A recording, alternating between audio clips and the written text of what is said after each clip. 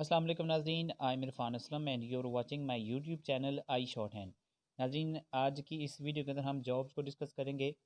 Department है हमारे पास ministry of law and justice. Ministry of law and justice के अंदर कुछ जॉब्स अनाउंस की गई हैं। कौन कौन सी जॉब्स हैं, किस तरह इसके ऊपर अप्लाई करना है, एडवर्टाइजमेंट कहाँ से देखनी है, एप्लीकेशन फॉर्म वगैरह हमने किस तरह भेजना है, कौन सी डेस्क पे भेजना है, ये तमाम चीज़ें हम आज की इस वीडियो के अंदर डिस्कस करेंगे। और इसके साथ साथ मैं आपको बता दूं कि जो इसकी एडवर्टाइजमेंट है ये उनकी जो ministry of law and justice की ऑफिशियल वेबसाइट है, आपको वहाँ से भी मिल जाएगी। उसके बाद वीडियो की डिस्क्रिप्शन में अगर आप जाते हैं तो वहाँ पे भी एडवर्टाइजमेंट का लिंक दिया हुआ है, आप पीडीएफ में एडवर्टाइजमेंट को डाउनलोड भी कर सकते हैं। तो आपने क्या काम करना है, सबसे पहले आपने गूगल पे जाना है या आपने किसी भी नेट कैफ़े में जाएं, उनको बोले कि ministry of law and justice की वेबसाइट ओपन कर दें। अगर आप लोग एडवर्टाइजमेंट देखना चाहते हैं और एप्लीकेशन फॉर्म का जो प्रिंट है वो लेना चाहते हैं, तो आपने ये करना है इस तरह, ministry of law and justice just type करना है आपने, और इसको आपने कर देना है सर्च। तो इनका जो मेन वेबसाइट है वो आपके सामने ओपन हो जाएगी। ये है www.molaw.gov.pk। ठीक है, आप इसको ओपन कर लेंगे। ओपन करने के बाद ये इंटरफेस आपके पास है कुछ इस तरह से ओपन हो जाएगा। यहाँ ये ऊपर भी जॉब का ऑप्शन है आपके पास, आप यहाँ से भी सर्च कर सकते हैं, नहीं तो अगर आप नीचे जाते हैं तो ये सामने इनका जॉब पोर्टल बना हुआ है, आप यहाँ पे इसको क्लिक करेंगे। तो क्लिक करने के बाद आपके सामने ये आ जाएगी एडवर्टाइजमेंट। एडवर्टाइजमेंट के बिल्कुल नीचे जो है यहाँ पे लिखा हुआ है डाउनलोड फॉर्म। तो ये डाउनलोड फॉर्म मैं आपको बाद में बताता हूँ क्या चीज़ है। इस फॉर्म का भी लिंक आपको वीडियो की डिस्क्रिप्शन में मिल जाएगा, वहाँ से भी इसको डाउनलोड कर सकते हैं। तो पहले हम एडवर्टाइजमेंट को डिस्कस कर लेते हैं। ये एडवर्टाइजमेंट कल अनाउंस की गई थी। तो अगर आप कल की डेट में देखते हैं, यानी कि 10/11/2020 को ये अनाउंस की गई थी। तो उसके अंदर अगर आप 15 दिन मिला लें तो ये 25 नवंबर बनता है। लेकिन आप 24 नवंबर अपने जहन में रखें। 24 नवंबर जो है इसकी लास्ट डेट होगी अप्लाई करने के लिए। तो अप्लाई करने से पहले मैं आपको ये बात बता दूं कि ये किसी टेस्टिंग एजेंसी के थ्रू नहीं है। ये डायरेक्ट डिपार्टमेंट टेस्ट कंडक्ट कर रहा है। Ministry of law and justice वाले खुद टेस्ट लेंगे, ना तो इसका कोई एनटीएस है ना कोई पीपीएससी है। मतलब इस तरह की कोई टेस्टिंग सर्विस नहीं है, क्योंकि बहुत सारे स्टूडेंट्स बाद में ये पूछते हैं कौन सी टेस्टिंग एजेंसी से ये जॉब जो है वो अनाउंस की गई थी। तो ये डायरेक्ट डिपार्टमेंट कंडक्ट कर रहा है। तो इसमें जो हमारे पास एडवर्टाइजमेंट है वो आपके सामने है। इसमें जो सबसे पहले पोस्ट है वो असिस्टेंट की है, BPS 15 की। ग्रेजुएट पोस्ट पे होती है ये, ग्रेजुएशन बेस पे। इसमें 18 से 28 साल एज लिमिट है। तो इसमें अगर आप 5 साल की एज रिलैक्सेशन शामिल करते हैं तो 33 ईयर्स तक आप ग्रेड 15 तक अप्लाई कर सकते हैं। 5 टोटल सीट्स हैं। Initial appointment through test interview by the departmental selection committee. अब ये डिपेंड करता है डिपार्टमेंट पे कि आया कि वो इसका MCQs कंडक्ट करेंगे या कोई रिटर्न टेस्ट कंडक्ट करेंगे, मतलब सब्जेक्टिव टाइप। तो ये डिपार्टमेंट की मर्ज़ी है, इससे पहले किसी को इसके बारे में पता नहीं होता, ना ही उन्होंने टेस्ट पैटर्न दिया होता है। इसमें जो कोटा है, मेरिट की एक सीट है पूरे पाकिस्तान के लिए। पंजाब की 2 हैं, मेल फीमेल दोनों के लिए। सिंध रूरल के लिए एक, और KPK के लिए भी एक सीट है। उसके बाद जो दूसरी पोस्ट हमारे पास वो है स्टेनोटाइपिस्ट। और स्टेनोटाइपिस्ट की माशाल्लाह बहुत अच्छी पोस्ट है, एक अच्छा फिगर उन्होंने दिया है। टोटल जो पोस्ट हैं वो 26 हैं।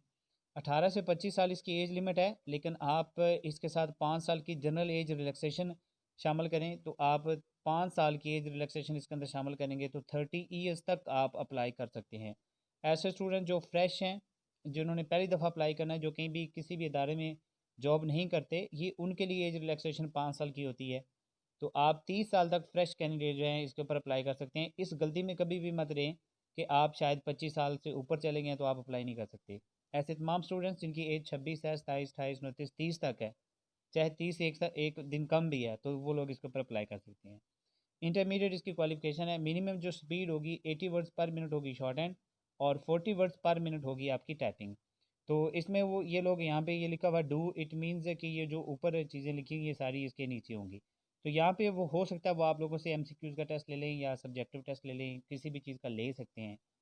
ये चीज़ टेस्ट पैटर्न कंफर्म अगर आप लोगों ने करना हो तो आप लोग मिनिस्ट्री ऑफ लॉ जस्टिस के हेड क्वार्टर में फ़ोन किया करें। वहाँ से किसी भी डिपार्टमेंट के में अगर पोस्ट अनाउंस होती है तो उसके मेन ऑफिस में फ़ोन किया करें।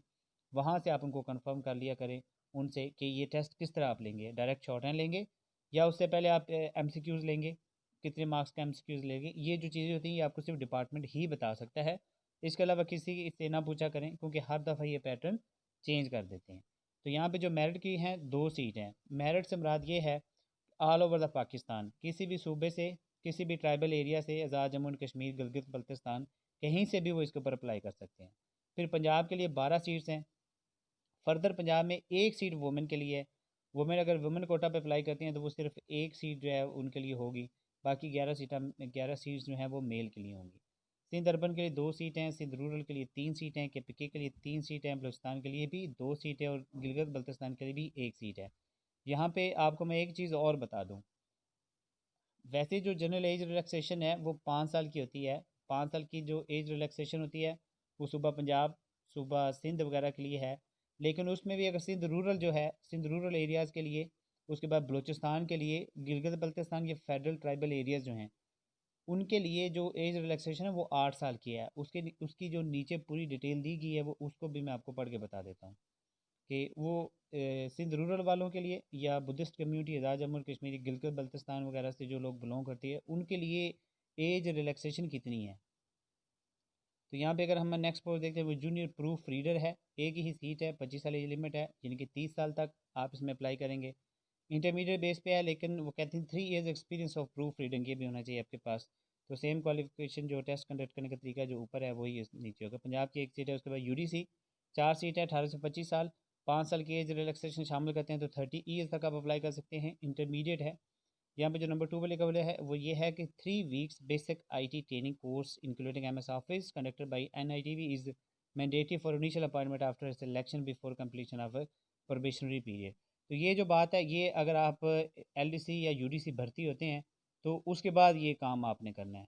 जब आप अगर आप अल्लाह करे आप लोग सेलेक्ट हो जाएं तो सिलेक्शन होने के बाद जब आप डिपार्टमेंट में ज्वाइनिंग दे देंगे तो 1 साल के अंदर अंदर आपने ये 3 हफ्ते का कोर्स करना है। तो पंजाब की 2 सीट्स हैं, सिंध रूरल की 1 है, KPK की भी 1 सीट है। LDC 8 सीटें हैं, अच्छा फिगर है, 18 से 25 साल प्लस 5 साल की एज रिलैक्सेशन, 30 एज तक। मैट्रिक के बेस पे है ये सीट और इसमें 30 वर्ड्स पर मिनट स्पीड है, कंप्यूटर लिटरेट होना चाहिए। उसके बाद ये वही बात है कि 3 वीक्स का आपने बेसिक IT कोर्स करना है आफ्टर सिलेक्शन। उसके बाद मेरिट की 1 सीट है, पंजाब की 4 सीटें हैं, सिंध रूरल के लिए 1, सिंध अर्बन के लिए भी 1 और KPK की भी 1 सीट है। उसके बाद हम आ जाते हैं DMO duplicate machine operator, BS4 है, इसका 1 ही सीट है, 18 से 25 साल, 5 साल की एज रिलैक्सेशन शामिल करें 30 एज तक। प्राइमरी पास होना चाहिए, नॉलेज होना चाहिए मशीन चलाने का। तो ये इस्लामाबाद के लिए है। नायब कासिद की 24 सीटें हैं, 18 से 25 साल plus 5 year general age relaxation यानी कि 30 ईयर्स। प्राइमरी पास होना चाहिए, लोकल बेसिस मीन इस्लामाबाद और रावलपिंडी। तो मज़ीद उन्होंने इस्लामाबाद के लिए 22 सीटें कर दी, 2 उन्होंने लाहौर के लिए कर दी, मतलब लाहौर के लोकल होने चाहिए जिनको डोमिसाइल लाहौर का है। कंप्यूटर रूम अटेंडेंट 1 सीट है, 18 से 25 साल यानी कि 30 साल। प्राइमरी पास होना चाहिए, एक्सपीरियंस होना चाहिए आपके पास। उसके बाद इस्लामाबाद के लिए ये लोकल बेस पे सीट है। फिर फराश फराश की भी 1 ही सीट है और ये भी प्राइमरी पास होना चाहिए लोकल बेस से यानी कि इस्लामाबाद के लिए। उसके बाद जो टर्म्स एंड कंडीशन है वो हम देख लेते हैं। जो पहला टर्म्स एंड कंडीशन है उसमें उन्होंने ये बता दिया है कि आपकी जो अपॉइंटमेंट होगी रिक्रूटमेंट वो फ़लाँ फ़लाँ और ऑफिस ऑर्डर के तहत होगी। उसके बाद जो नंबर 2 है वो है जी selected candidates have to submit medical certificate as required under rule 17। ये एक सिंपल बात है। फिर है जी online short listed applicant will be called for interview और test. Incomplete application flaw flaw flaw. Candidate shall have to produce original documents along with set of test copies of degrees certificate by HSC recognized board, university, institute and other relevant documents at the time of interview। तो ये बात अपने ज़हन नशीन कर लें कि आपने जो ओरिजिनल डॉक्यूमेंट्स हैं उनका एक सेट आपने अटेस्टेड करके कॉपी अटेस्टेड उनकी कॉपीज़ का सेट आपके पास होना चाहिए और ये आप लोगों ने तब देना है जब आप लोग इंटरव्यू के लिए बुलाए जाएंगे, उससे पहले आप लोगों ने ये नहीं देना। तो जो एप्लीकेशन सेंड करने का तरीका है वो मैं आपको यहाँ पे बता दूँ, उन्होंने बोल्ड करके लिखा हुआ है। Application along with copy of CNAC यानी कि एक CNAC की कॉपी अटेस्टेड एंड 1 फोटोग्राफ, एक photograph on prescribed format shall reach to section officer admin 7। ये उनका एड्रेस है और ये एडवर्टाइजमेंट के लास्ट पे भी दिया हुआ है, मैं भी आपको सारा बता देता हूँ। Within 15 days from the date of advertisement. तो ये कल एडवर्टाइजमेंट अनाउंस हुई है, कल का दिन मिलाकर 15 दिन मिलाएं तो 24 नवंबर लास्ट डेट बनती है। 24 नवंबर रात 12 बजे से, यानी कि 24 नवंबर को भी अगर आप पोस्ट करवाते हैं तो आपकी एप्लीकेशन एक्सेप्टेबल होगी, यानी कि जो डाक खाने की मोहर है वो 24 नवंबर की होनी चाहिए, 25 की नहीं होनी चाहिए। तो एक आपने फॉर्म डाउनलोड करना है जो कि ये ऊपर आपको मैंने शुरू में बताया था डाउनलोड फॉर्म। जब आप इसको क्लिक करेंगे फॉर्म आपके सामने ओपन हो जाएगा। उस फॉर्म को आपने फिल करना है, साथ में सिर्फ CNAC की कापी लगानी है और एक फ़ोटोग्राफ लगानी है बस। इसके अलावा आपने कोई डॉक्यूमेंट्स अटैच नहीं करने। उसके बाद है जी हमारे पास the candidates are required to mention the post applied on for on the right top corner of the envelope. जो लिफाफा बनाएंगे आप यानी कि एप्लीकेशन फॉर्म के साथ में चीज़ें लगा के उसके अंदर डालेंगे तो उस लिफाफे के ऊपर जहाँ पे आपने एड्रेस अपना लिखना है तो जब जिस तरफ आपने मिनिस्ट्री का एड्रेस लिखना है उसके राइट साइड पे आप लिख दें अपनी पोस्ट जिसके ऊपर आप अप्लाई कर रहे हैं। अगर स्टेनोटाइपिस्ट के लिए कर रहे हैं तो स्टेनोटाइपिस्ट लिख दें, LDC UDC कर रहे हैं तो ऊपर LDC या UDC लिख दें। बस इतना सा काम करना है। All candidates applying for the above mentioned post shall be entitled to general upper age relaxation of 5 years in the maximum age limit given above। जितनी भी मैक्सिमम एज लिमिट दी गई है उसके साथ आपको 5 साल की मजीद एज रिलैक्सेशन मिलेगी। Further relaxation will be given if admissible under the rules. तो जो फर्दर एज यानी कि एक तो 5 साल की एज रिलैक्सेशन है, उसके बाद 5 साल से मजीद भी एज रिलैक्सेशन है, लेकिन वो चंद एक मखसूस कम्यूनिटी के लिए। कौन सी कम्यूनिटी है वो ये है, जो जैसे कि हमारे पास कॉलम ए है, candidate belonging to schedule caste, Buddhist community, recognize tribes of the tribunal areas, Azad Kashmir Gilgit Baltistan, for all post under the federal government. तो जितनी भी पोस्ट अनाउंस की गई हैं तो जो लोग इस कैटेगरी से बिलोंग करती है उनके लिए 5 साल के साथ मजीद फिर 3 साल की एज रिलैक्सेशन, यानी कि उनके लिए 8 साल की एज रिलैक्सेशन होगी।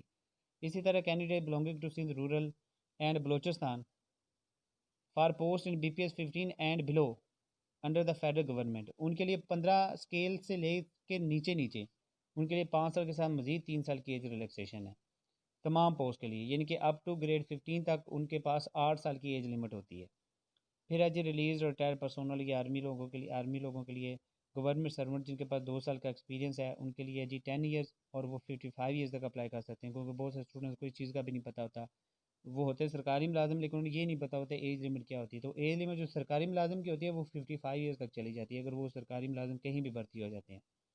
फिर है जी disable person for appointment to post in BPS 15 below, BPS 15 से नीचे नीचे जो डिसेबल पर्सन है उनके लिए मजीद 10 साल की है। एक तो 5 साल पहले ही है, उसके बाद मजीद 10 साल है। फिर है जी विडो बेवा, सन और daughter of a deceased civil servant who die in service. तो जो सिविल सर्वेंट से जो कि अपनी सर्विस के दौरान मर गए हैं उनके बेटे बेटी के लिए या उनकी वाइफ के लिए 5 साल की मजीद एज रिलैक्सेशन है, जिनके टोटल 10 साल की एज रिलैक्सेशन है। उसके बाद है जी 2% disable, 10% women and 5% minorities non Muslim quota will be observed as per rules. Prescribed quota provincial region ETC will be observed as per rules. Candidates और इन गवर्नमेंट सर्वेंट अपने जो है वो NOC लेके अप्लाई करेंगे। The number of vacancy can be increase और decrease. The selected candidates may be posted all over Pakistan.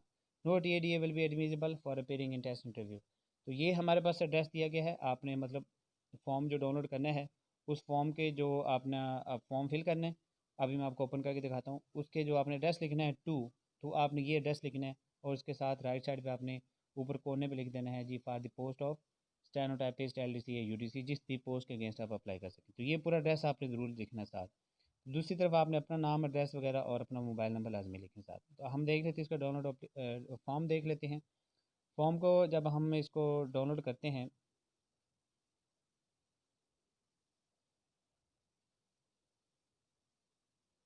तो ये हमारे पास इसका फॉर्म ओपन हो रहा है। ये है जी हमारे पास इसका फॉर्मेट। ये फॉर्मेट चाहे तो आप इसी के प्रिंट ले लें या इसी तरह का सेम फॉर्मेट आप MS वर्ड पे भी बना सकते हैं खुद से। तो आपने नेम ऑफ द पोस्ट सबसे पहले लिखना है, ब्लॉक लेटर में लिखना है, एप्लीकेंट नेम अपना नाम आपने लिखना है ब्लॉक लेटर में, फिर फादर नेम जो है वो भी ब्लॉक लेटर में लिखना है। यहाँ पे आप अपनी फ़ोटो लगा देनी है, CNC नंबर आपने यहाँ पे लिखना है, ये गिन लीजिएगा डैश बीच में लगेगी या नहीं, पहले डैश के बगैर लिख कर चेक कर लीजिएगा।